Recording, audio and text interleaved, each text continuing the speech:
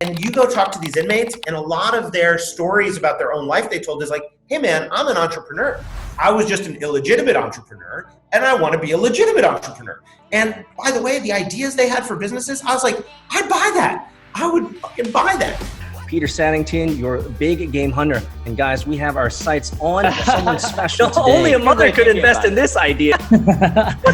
Made this like super artistic.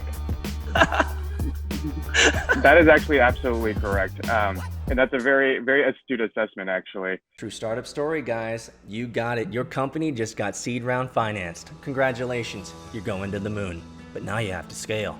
You found great talent out in California, New York, Georgia, and even Eastern Europe. So what communications platform will you be using to ensure your international team is always aligned? Well, the answer is easy. Slack.com for Teams. We've used Slack for all of our previous startups, and they've supported us in tremendous ways. And we want to give them a thanks today for supporting vchunting.com. Did you also know that Slack is a great tool for personal use? Yeah, I use my own personal Slack channel to drop in documents, notes, to-dos, and follow-ups to ensure that my workflow throughout the day is right on course. I promise you, if you try out slack.com for personal use, you'll end up using it for your team as well. Go to slack.com to check it out.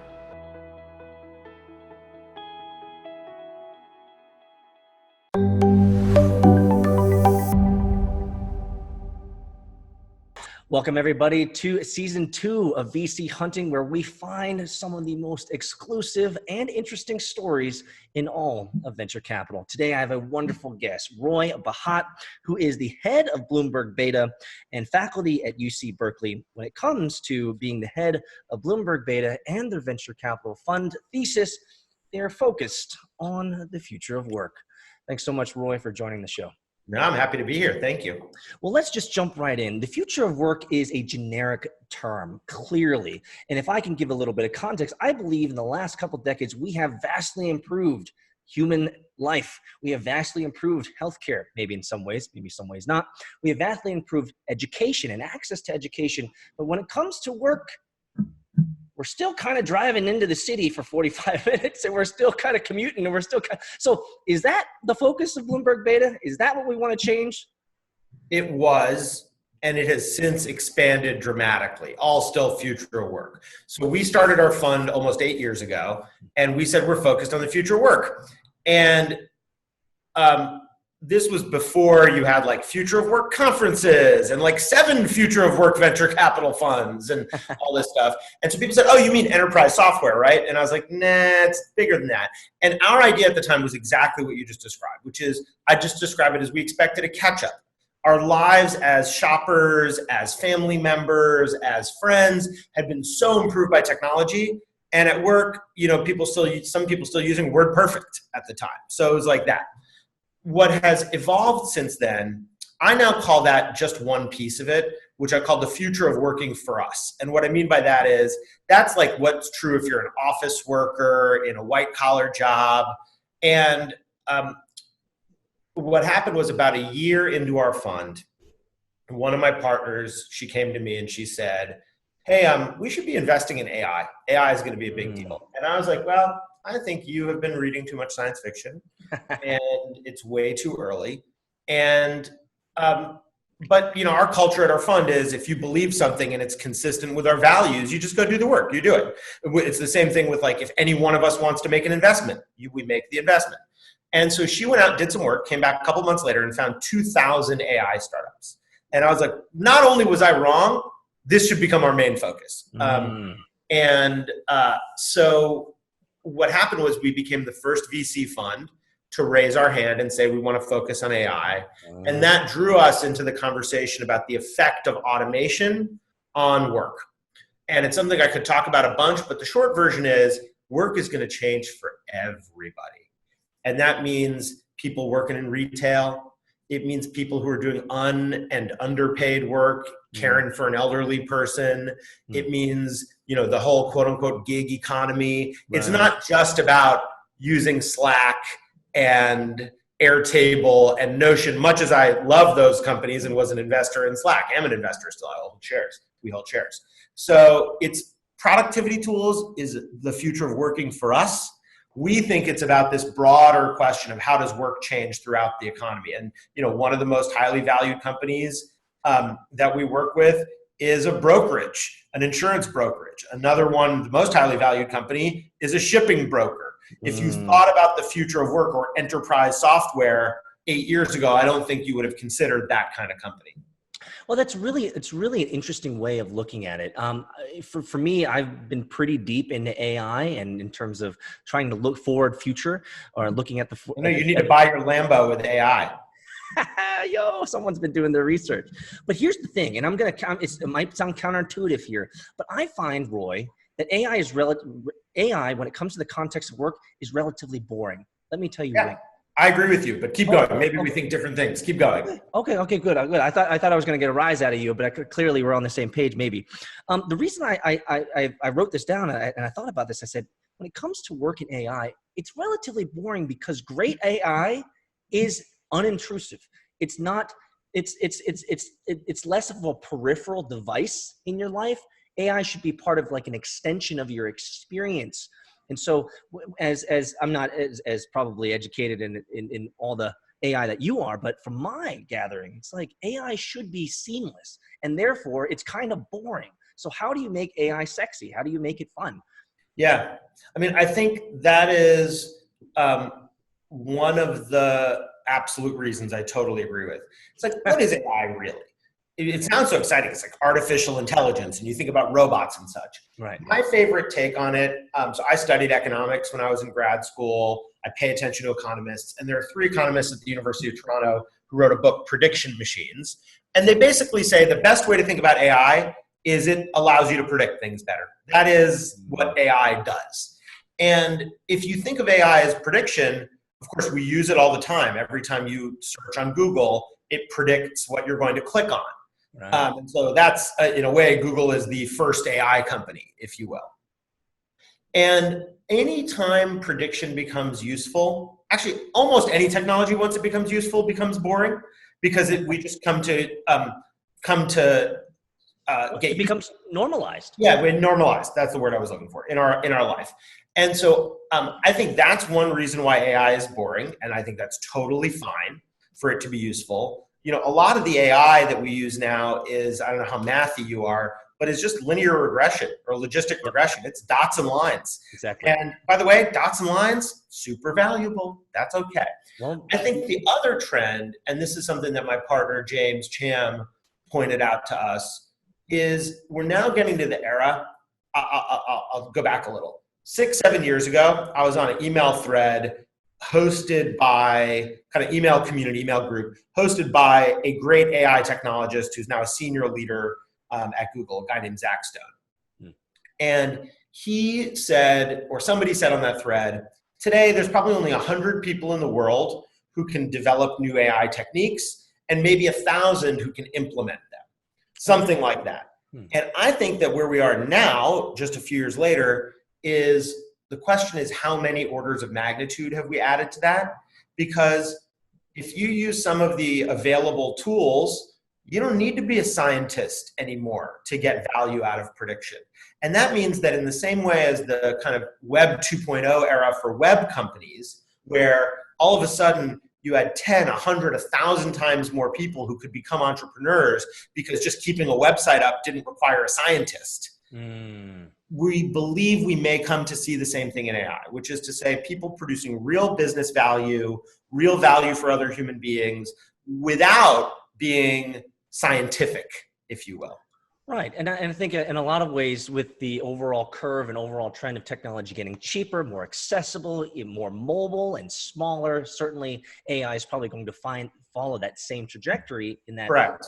The average normie, the average user is going to be able to leverage pretty powerful AI tools, right? We will see no-code AI at some point if we haven't already. And we want to meet those founders because the truth is, was Zuck, when he started Facebook, one of the most technically sophisticated minds in the world? No. He was like a kid hacker he'd spent years hacking, and he was like a good PHP hacker for sure. But really what was special about him was his ability to, in the beginning, to bring the things together and create something immediately useful, draw a team around him, all that stuff. It was not about him being the guy with like the whitest white lab coat. It's true, but he was the guy that wanted to rate girls on his campus.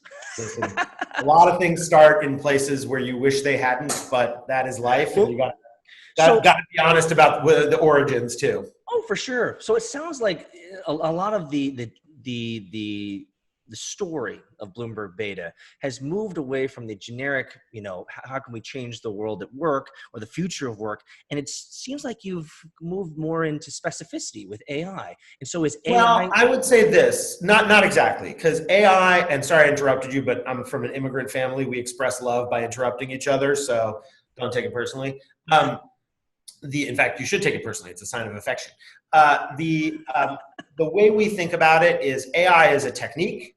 That technique we invest in within the future of work, but probably only a third of the companies we invest in now have meaningful prediction as part of their short-term plan. In the long term, when they become successful, yeah, they're all AI companies. Everything's an AI company eventually.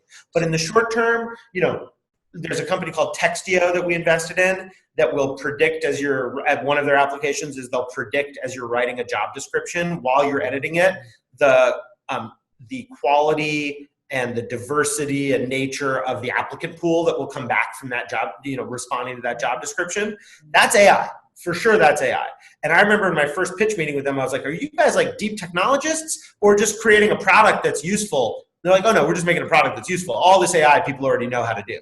And so, but that's an AI company. But then you have other stuff like, a brokerage with technology on the inside uses a lot of AI on the constituent components, but there's a lot you can do without the AI part of it too. So exactly. Did you know that there's even more value than just audio or video? Follow us on Twitter, Instagram, TikTok at VC Hunting, and make sure to sign up for the VC Hunting newsletter, where you'll be able to get weekly news on venture capital, startups, founder stories, and the occasional wisdom extracted from Peter's brain. Go to vchunting.com to sign up. And now back to the episode.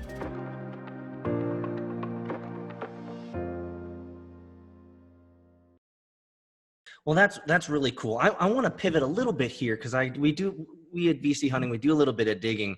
In your November 2018 TED Talk, you discussed a 2-year journey in which you wanted to understand what motivates people and why we work. And so let me ask the question. What did you find out about people and dignity at work? Give us a little bit of information about that. I appreciate the question. One of my kind of views on life is I am a student. That's like my fundamental identity is I try to learn stuff. And I am always worried that because of where I sit, I'm missing the whole picture. I mean, now I'm like a fortunate person. I'm a white man in America, which gives me a level of privilege that benefits me in tons of ways. But it also means that I miss the bigger picture. There's lots of stuff that I just don't see. And dialogue with others, research, those are good ways, empathy, those are good ways to learn. So, we'd be in all these future work conferences, and it was like, I called it kabuki theater. You'd have like rich people being like, the robots will take all the jobs, run for the hills. And somebody else be like, no, they won't. That's what they said when the Luddites were here. And then somebody else would be like, well, it doesn't really matter because it's really all about meaning anyway. And I wanted to get to the bottom of it.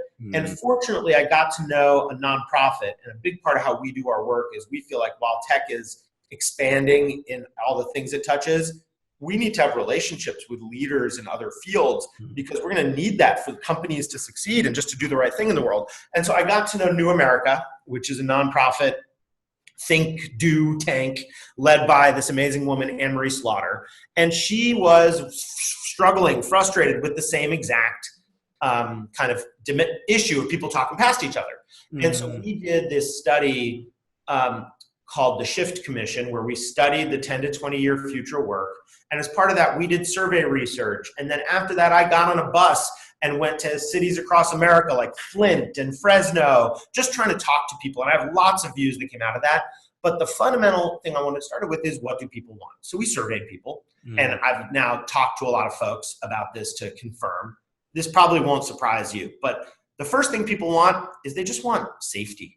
Like they want to know that the rug's not going to get pulled out from under them. They want safety more than they want more money. Like at income levels, at many income levels, people prefer earning a more stable and secure income over earning more money. So that's the first thing they want. Oh, for sure. The second thing they want is, they don't say they want meaning as defined by like doing a job that's important to me until they earn $150,000 a year or more. So like, yeah, you go to a tech conference and I promise you everybody there is focused on meaning, but you go to the typical American and they'll just think about it in a different way. For sure. And the language we started to hear was more about this word you asked about, dignity. And I think the important thing to know about dignity at work is it has two meanings. It doesn't mean getting paid. Like there's definitely a bunch of politicians who go out there and say, everybody needs a job. Well, it's like, well, I'm sorry, but is a parent who stays at home with their kids or a young person who stays at home with an elder relative, do they not have dignity? Because they don't have a job, but they certainly have dignity. So it means two things. One is it means self-respect, self-worth. And that's the meaning that we more commonly refer to. And yeah, one of the things I talk about in my TED Talk, which is a sentence that I thought only my mother would ever say, is that there's another meaning to the word dignity. It's one of the oldest words in the English language. And it comes from this Latin root that has a meaning, dignus, that has a meaning that is being part of a whole, belonging. Exactly. And I think a big part of why work is noble, whether it's paid work or unpaid work, is because we believe it's necessary. Like I remember this VC once, I've looked a lot at self-driving trucks. I remember once this VC said something like, well, human beings shouldn't be driving trucks, it's beneath us. And I don't know, I've talked to a bunch of truck drivers, and if you talk to truck drivers, they're like, that food you have on your table this morning, that's because of me. Exactly. And so that sounds pretty dignified to me. And I just want us to interrogate these kind of assumptions that we have. So that's how I think about dignity and stability as these two kind of pillars about work. And I love this idea because I think it's one thing that our listeners out there, we got a lot of entrepreneurs, we got a lot of what I call the entre-pro-curious. Those are interested in startups and founding a company. Yeah, that was me once. Yeah, well, I think it's important to always be that. But I love this idea that you're a student of life. You're a student of people. You're a self-educator. And if I can go on here, on your blog, also.roybahat.com, your blog on October 6th, 2016, you said, I went to prison. Tell us more. Was this incarceration of the mind? I was not behind bars. Although I did eat a entrepreneur's energy bar that they called a prison bar, which I thought was pretty clever. As part of our learning, we've spent time with some of the most vulnerable populations, and we've gone twice now. And once we took anybody in our portfolio who wanted to come and spent a day working with inmates who were working on businesses for after they leave. And here's a fucking cool thing about entrepreneurship. Because you don't need permission to be an entrepreneur, you leave and you've been a felon, real hard to get hired for many jobs. But entrepreneur is the only job from which you can never be fired because you can just do it. So that was one aspect of what was really powerful about it. The other aspect is these guys were amazing entrepreneurs. Like we love entrepreneurs. And if anybody watching this, any of your watchers or listeners wants to come pitch us, we open sourced all the criteria for how we decide investments on our website. And there's this factor of like, you get all these smart people who've like been well educated, and I was lucky to go to good schools. Mm-hmm. And the thing I like to say is they can't smell money sometimes. Like they'll start this thing and it's almost like dealing with the revenue part of it is beneath them. And it's like, well, Mark Zuckerberg said Facebook was not starting to be a business. He was making revenue early on running banner ads. I think he might have even been profitable at the Series A because of running banner ads. So BS, he could smell money. And you go talk to these inmates, and a lot of their stories about their own life they told is like, hey man, I'm an entrepreneur. I was just an illegitimate entrepreneur, and I want to be a legitimate entrepreneur. And by the way, the ideas they had for businesses, I was like, I'd buy that. I would fucking buy that. And so they had this natural cultivated talent to sense the opportunity, to smell money. And I really respect that because that is the kind of thing that you can learn, but it's hard. I almost wonder, and this is just rising up in my gut here, Roy. Yeah. I almost wonder if we could boil it down to some salient point. I almost wonder what is the difference between the white collar, entrepreneur versus the criminal inmate entrepreneur. What was the dividing line? I'll tell you. Was it privilege? Tell me, please tell me. One phrase, where they started. That's the only difference. The origin. We did this exercise that many people have done in different settings called walk a step to the line or walk to the line, where they divided the room into two categories. And they're like, how many of you have ever, wanted to start a business? And everybody walks to the line. How many of you have ever been in love with somebody who didn't love you back? Walk to the line. And every time we were all kind of coming to the line, both the guest mentors, volunteers, and the incarcerated individuals, in roughly the same proportions, until they got to all this stuff about your childhood. How many of you witnessed abuse as a child? How many of you were told that you're not good enough? And then you set aside the obvious visible differences like race, Sure. socioeconomic class. And look, there were some crazy moments of connection. A woman who worked with me, one of the guys the day we showed up had gone to her middle school. And she obviously didn't know that.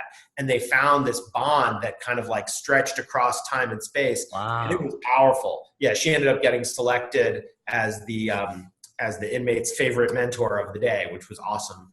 And but in the main, it's starting conditions, which is why there's a bunch of things about tech that I think we need to evolve if we're going to succeed as an industry. And one of them is tech people have this view of like, we live in this world now where it's so great.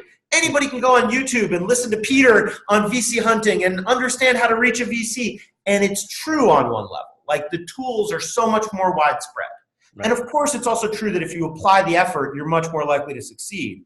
The problem is that point of view oftentimes discards the fact that many of the most successful entrepreneurs started out rich. I mean, look at who gets funded. It's obviously biased. And we need to have, if we want to have a system that is what we want it to be, which is the best ideas, as fair as possible, a meritocracy, right. We've got to look at those starting conditions. That's the only difference. Do you believe that part of the dysfunction maybe is our educational system? And the reason I ask is because on October 29th, 2017, on Twitter, you said, "Why is school the anti-model for startup life?" What needs to change in your opinion, Roy? Yeah, I think school is part of it. I mean, look, there's the well-known issues that I won't go into around the declining quality of education and especially public education. I myself am the product both of the New York City public school system and of a little Jewish school that I went to growing up, and both were formative experiences for me. But I think there's a particular way in which school is kind of busted now. Many other things are busted, but here's how. There's a great book. This guy, Ivan Illich, wrote a book, Deschooling Society. And his basic argument is school evolved as a creature of the Industrial Revolution to prepare people for obedience in the factory, for being told what to do and when to do it. And the office, in some ways, is just the modern descendant of the factory. And if I think about school, if you are in school and you want to know if you're going to succeed, they give you 100 questions. Your job is to get 100 of them right. In life, or let's just take the slice of life that is founding a company or being an entrepreneur, you have thousands and thousands of questions. Your job is to pick the only one that matters and answer it in the way that only you can do and smash it. Like just do the best possible job you can and ignore the other questions while they're screaming at you. Right. And that kind of, I believe that things like choosing your own priorities, knowing how to sell something, those are vocational skills that we don't teach in school and that we treat as a society as being on the side. And there may be some deeper reasons for that, but let's just observe the fact. I do know there's one exception that I'm aware of, which I love and want to spend more time with, which is Fresno has the nation's first public high school, so far as I've found, for entrepreneurship. Ooh. It's the Philip Patino School of Entrepreneurship. It's a normal public school. It's not a charter. Half the kids go on to college, half don't. Right. And man, those guys, they make some great businesses. I mean, you saw stuff that they just come out of school and it's like, pow. And now my wife and I talk about for our kids, would we rather they get a job scooping ice cream or open up a store on Etsy? It's like they'll learn different things from the two of them, but that's the question. That's awesome. Well, I know that we're coming to the end here. I want to get a couple more things from you first. Hit me. Give us a brief, because I saw this on and it's something that you never talk about. But I, as a previous, like, I love gaming. You used to work at IGN. Tell us about that experience. Well, I mean, I used to read that magazine. I was the head of IGN for 5 years. I then started a video game company. I co-founded it with a woman who I worked with. She was the CEO.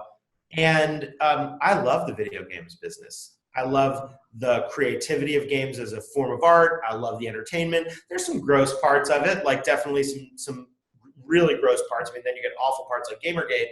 But I enjoyed that tour of duty in the video game industry. The kid in me came to life in amazing ways. I just didn't want to make it my career because I realized that even while working within games, and it's taught me a lot, the stuff I really cared about was the working experience of people. So like at IGN, we used to hire software engineers. We developed a program to hire them without looking at their resumes.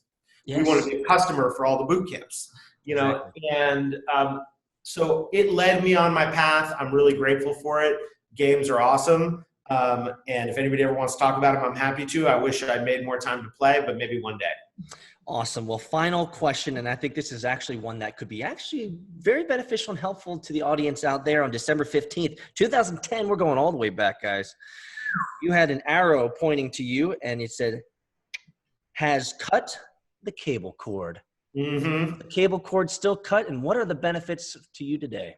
Yeah, great thing. So I worked at News Corp at the time, meaning Fox. Yeah, Fox. And I remember we used to go to corporate meetings and talk to the senior executives about these awful cord cutters. And I was like, what if I just became one of those people? And first of all, I'm not a huge sports fan. So if you know, neither am I. Yeah. Okay, cool. I'm not that into it. So like, I didn't really need it the only things I missed cable for were like a few live events, like the Oscars and stuff like that. I was like, I should try it.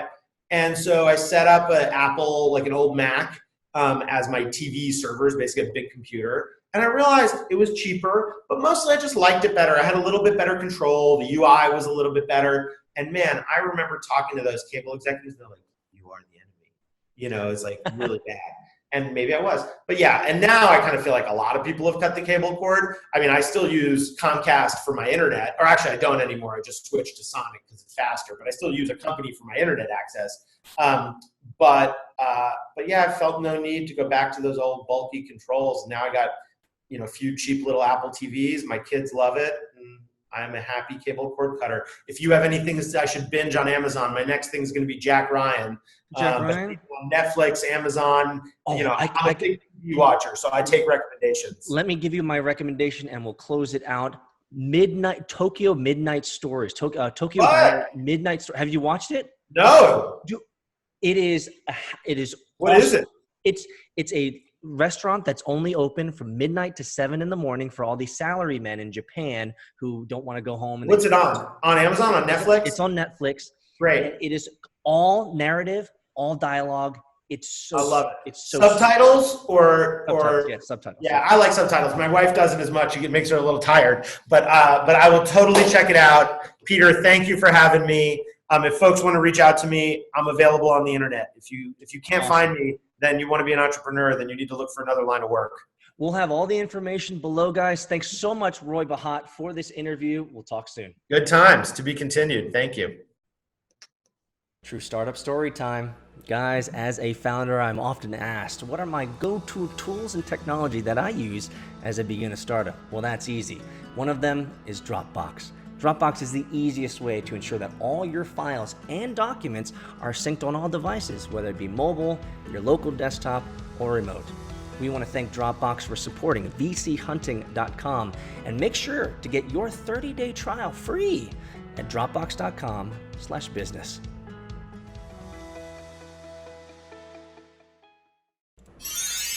Wow, guys. What a wonderful interview with Roy Bahat from Bloomberg Beta. It's one of those things where I could tell that we had a lot of interest. How do I say this? The man is full of energy, I'm full of energy. I knew it was going to be a great conversation, but the problem was in the back of my mind is I knew he was limited for time, which means we had to keep it exactly to less than 30 minutes. But there's so much, man. I had so many questions. I had so many things that I wanted to talk about, from his experience at Code Now, which is one of his nonprofits where he teaches technology to underprivileged students. I wanted to talk about some of his work at Berkeley as a professor over there, as a faculty of UC Berkeley, and in terms of what he teaches in media. I wanted to talk about some of the ideas around Bloomberg Beta and their GitHub, and why they chose to use GitHub as an open source mechanism for the world to understand how they do sourcing, how they do deals, how they pick startups, and all this stuff. There was just so much that I wanted to bring up, but it was a great conversation nonetheless. I think Roy BAHAT has the right ideas in mind when it comes to the future of work. AI is going to be a big deal, and what was really surprising, and I'm frankly pleasantly surprised. I was pleasantly surprised that Roy was relatively in agreement with me in that good AI over time is going to be a relatively boring industry, in that it's going to be so ubiquitous with what we do, from a mobile device standpoint to a computer device standpoint to working and living out in the world as AI is being leveraged and helping us live our lives. In many ways, great AI should be almost invisible. It should just be a helpful tool, and less of a peripheral device, but more of a system that enables us to live our lives better. And so that was one of those ideas that I had around artificial intelligence, in that I think a lot of people look at artificial intelligence from the Hollywood version, right? Machines and robots taking over our brains, eating our brains, destroying us, AI and diseases, infecting us and turning us into, reptilians or something like that. Who knows? But I think the reality is that AI is going to be pretty mundane, pretty boring in a lot of cases. And when it comes to the smash bang, when it comes to the flash bang of AI, it really is just going to be mostly in Tinseltown, in Hollywood. But I also love the fact that he was willing to talk about the ideas that I brought up around his TED Talk and around humanity and people. At the end of the day, when it comes to people at work, what do we really care about? What do we really, really care about? We care about a sense of ownership. We care about the ability to have some sort of control or mastery over our destiny, right? We want to be able to have some safety, some consistency to the income that we have. And just like Roy, I had extracted from Roy because I framed the question, we all want dignity at work. We want to feel like our work is necessary, that we have some semblance of belonging. And I think that's one of those great things about humanity, is that we've been able to, and I truly believe this, is that no matter what you're doing, whether you're, as Roy talked about, as a truck driver who's delivering our food, to being a technologist or even a venture capitalist like Roy, an angel investor and founder like me, at the end of the day, those are jobs worth doing. And they're not only worth doing, but they help move the world. They help move the world forward. And it's okay. You don't have to be rich and famous to have a job that has dignity. You don't have to be a celebrity or an influencer to feel like you have purpose in life. And I really appreciated Roy sharing that with us here. We went through a couple of the Twitter questions around startup life in school, as well as him going to prison, which I thought was a unique experience. I've been there. Guys, I visited. Let's put it that way. I visited, and I feel like I just dug myself into a hole. So I'm just gonna drink this, and I'll leave it right there. Man, there was a great quote from November 21st, 2009.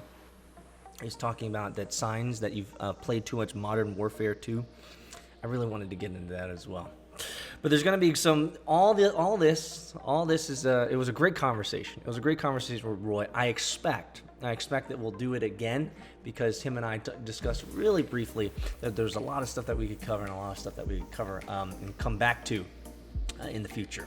So thanks so much for this interview. I hope that you had as much fun listening to it as I did. The guy is he speaks 1,000 miles a minute, and that's good. A lot of information, and I hope next time we'll have some more time to sit down and really kind of dig in to some of his ideas, because I can tell he's a sophisticated investor, an intelligent man, and someone like that, I know that I can extract some really, really good content. So, thanks so much for being here, guys. If you want more information on Roy Bahat and Bloomberg Beta, you can find it all below at vchunting.com/Roy Bahat. Thanks again, guys, for being here, and I can't wait for our next interview, which is coming up tomorrow, I think. Tomorrow we're going to be launching that. So, guys, enjoy it. I'll see you next time.